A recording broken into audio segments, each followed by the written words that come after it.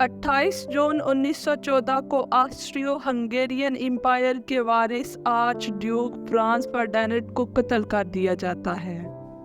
ये कत्ल एक बड़े फितने को जन्म देता है। इस कत्ल से एक बड़ी जंग का आगाज होता है। ये दुनिया की तारीख की अजीम जंग थी जो 4 साल तक जारी रही। इस जंग में 2 करोड़ से ज्यादा लोग मारे गए। ये जंग क्यों शुरू हुई? क्या इस जंग की वजह सिर्फ ऑस्ट्रियो हंगेरियन एम्पायर के वारिस का कत्ल था या इसके अलावा भी कोई अवामिल थे जो इस जंग को भड़काने का बायस बने? तो आए आज की इस वीडियो में हम इन वजूहात को जानते हैं। इससे पहले अगर आप मेरे चैनल पर नए हैं तो मेरा चैनल सब्सक्राइब कर दे और बेल आइकन को प्रेस कर दे ताकि आपको मेरी नई आने वाली दिलचस्प वीडियोस के नोटिफिकेशन मिलते रहे। नाज़रीन, कोई भी जंग महज एक छोटे से वाक़ये से नहीं होती। इसके पीछे कई मुहर्रिकात होते हैं। वो वाक़या महज एक चिंगारी का काम करता है। इसके पीछे के मुहर्रिकात इस चिंगारी को हवा देते हैं जिसकी वजह से आग भड़क उठती है। ऑस्ट्रियो हंगेरियन एम्पायर के प्रिंस का कत्ल भी महज एक चिंगारी था। चिंगारी को हवा देने वाले मुहर्रिकात समझने के लिए हमें इस वक्त के नक्शे को समझना होगा जो अभी के नक्शे से मुख्तलिफ था। जैसा कि आप जानते हैं कि हर हिस्से में एक इन्फ्लुएंसर होता है जो अपने आसपास की कंट्रीज को इन्फ्लुएंस कर रहा होता है। उस वक्त भी कई एम्पायर्स थी। ऑस्ट्रियो हंगेरियन एम्पायर था, इसके साथ जर्मनी एम्पायर था जो आज के जर्मनी से बड़ा था। रशिया में रशियन एम्पायर था, आज जो तुर्की है उस वक्त ऑटोमन एम्पायर था। यूनाइटेड किंगडम एम्पायर और फ्रांस थे। यूरोप की बड़ी ताकतें बरसों से जंग की तैयारी कर रही थी। जंग से पहले हालात इस कदर कशीदा थे कि बहुत से लोगों ने यूरोप को एक पाउडर केक कहा जो फटने का इंतजार कर रहा था। ईस्टर्न यूरोप में कुछ मुल्क थे जिनमें बोस्निया, सर्बिया, रोमानिया और बुल्गारिया शामिल थे। इनको बाल्कन कंट्रीज कहा जाता था।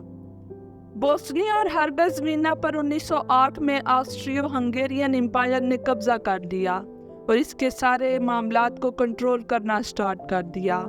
बोस्निया और इसके साथ कंट्री सर्बिया में स्लाविक लोग रहते थे। इन दोनों मुल्कों के लोग एक ही थे। सर्बिया ऑस्ट्रो हंगेरियन का हिस्सा नहीं था, इसलिए ऑस्ट्रियो हंगेरियन चाहता था कि वो सर्बिया पर भी अपना कब्जा जमा ले। लेकिन सर्बिया और बोस्निया ऑस्ट्रो हंगेरियन एम्पायर के कंट्रोल में नहीं आना चाहते थे।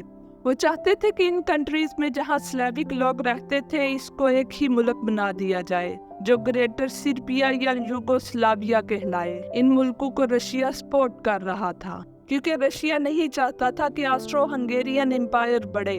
इसलिए ऑस्ट्रो हंगेरियन ने जर्मनी के साथ इत्तेहाद कर लिया और सर्बिया पर कब्जा करने की कोशिश करने लगा। लेकिन इन मुल्कों के लोग ऐसा नहीं चाहते थे, इसलिए बोस्निया में ऑस्ट्रो हंगेरियन से आज़ादी की तहरीकें शुरू हो गई। एक स्टूडेंट रेवोल्यूशनरी ग्रुप था। इस ग्रुप का मकसद बोस्निया और हर्जेगोविना को ऑस्ट्रियो हंगेरियन एम्पायर के कंट्रोल से आज़ाद करवाना था और इसके साथ साथ वो सर्बिया के साथ इत्तेहाद भी चाहते थे और एक आज़ाद मुल्क यूगोस्लाविया बनाना चाहते थे। इसलिए उन्होंने इस मकसद को पूरा करने के लिए कोशिश तेज कर दी।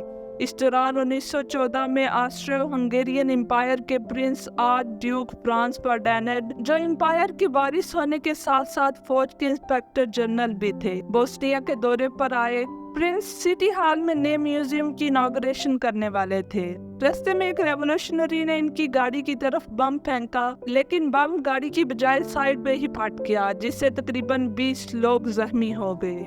प्रिंस सिटी हॉल गया, वहां उसने मेयर समेत मोअज़्ज़िज़ीन से मुलाकात की। प्रिंस ने बोस्निया के मेयर से शिकायत करते हुए कहा कि हम तो आपकी शहर विजिट करने के लिए आए थे लेकिन आपने हमारा वेलकम बम से किया। प्रिंस जगह छोड़ने से पहले जो लोग बम से जख्मी हुए इनको मिलने हॉस्पिटल जाने का सोचते हैं। सिक्योरिटी वजूहात की वजह से रास्ता बदल दिया जाता है। नया रास्ता ड्राइवर को समझ नहीं आता। हॉस्पिटल के रास्ते इनकी गाड़ी गलती से गलत टर्न ले लेती है। जब उन्हें महसूस हुआ तो उन्होंने गाड़ी को वापस मोड़ने का कहा तो वहाँ एक रेवोल्यूशनरी गवरिलो प्रिंसिप गोली चलाकर प्रिंस और इसकी वाइफ सोफी को मार देता है।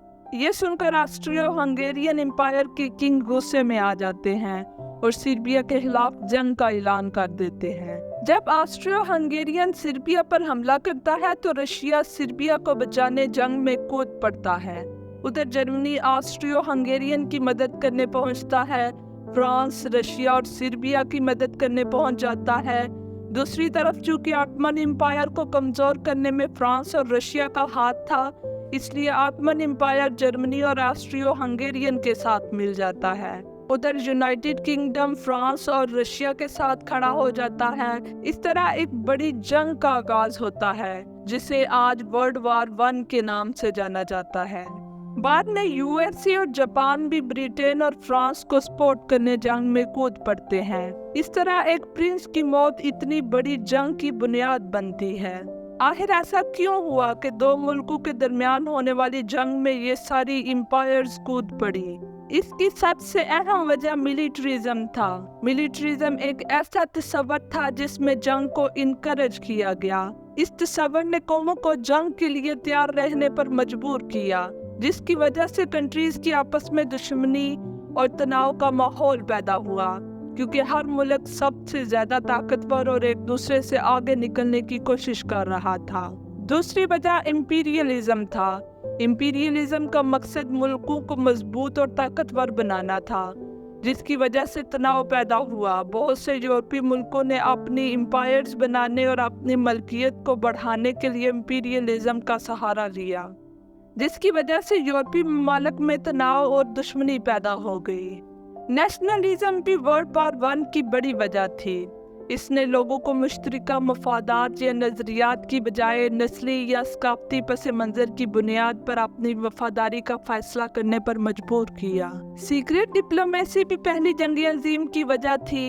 मुख्तलिफ ममालिक खुफिया तौर पर एक दूसरे पर बढ़तरी हासिल करने के लिए अपने इत्तेहाद और हिकमत अमली तैयार करते थे। जंग की एक वजह अलायंस था। अलायंस अक़वाम के दरमियान बाहमी फौजी माहदे थे, जिसकी वजह से मुल्कों के दरमियान तनाव और दुश्मनी पैदा हो गई। एक वजह आर्मिंग फॉर वॉर थी। ममालिक ने बहुत बड़ी फौजें बनाने में अब बहुत सा पैसा और तवानाई खर्च की थी, जिसकी वजह से बड़े और ताकतवर हथियारों की जरूरत थी। और आखिर में ऑस्ट्रियो हंगेरियन एम्पायर के वारिस के कत्ल ने चिंगारी का काम किया और एक बड़ी जंग की शुरुआत हो गई। इस जंग में 2 करोड़ से ज्यादा लोग मारे गए। 4 साल बाद 1918 में इस जंग का इख्तिताम हुआ और ये जंग उस वक्त की बड़ी बड़ी एम्पायर्स के ज़वाल का सबब बनी। उम्मीद करती हूँ आपको मेरी वीडियो पसंद आई होगी। वीडियो को लाइक और शेयर कर दें।